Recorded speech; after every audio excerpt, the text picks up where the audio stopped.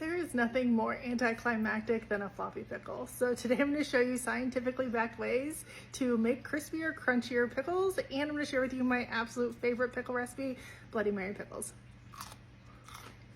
Firstly, it's important to start with fresh vegetables. Cucumbers contain pectin that helps them maintain their structure and crunchiness. There are several things that break down pectin naturally, including heat, time, microbial activity, and the enzyme pectinase.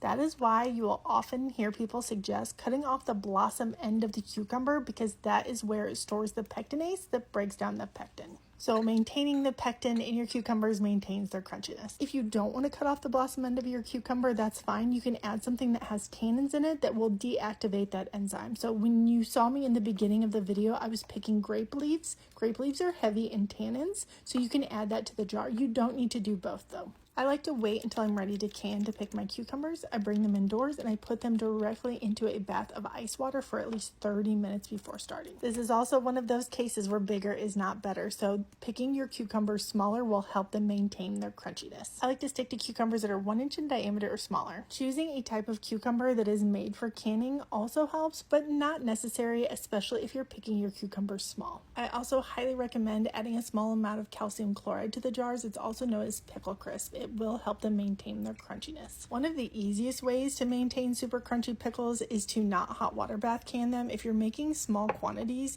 you can make refrigerator pickles that will last in the refrigerator for at least 3 weeks. For when we do hot water bath can them and need them to last long term, we can use low temperature pasteurization instead of using the hottest water in our hot water bath canners. This is where we hold them between 180 and 185 degrees for the designated amount of time based on the size of our jars. In this video, I used my own homemade tomato juice from tomatoes that I grew here, but you could substitute something like V8 juice. If you want a tutorial on how to make canned tomato juice from homegrown tomatoes, I can make you a video on that if anyone's interested.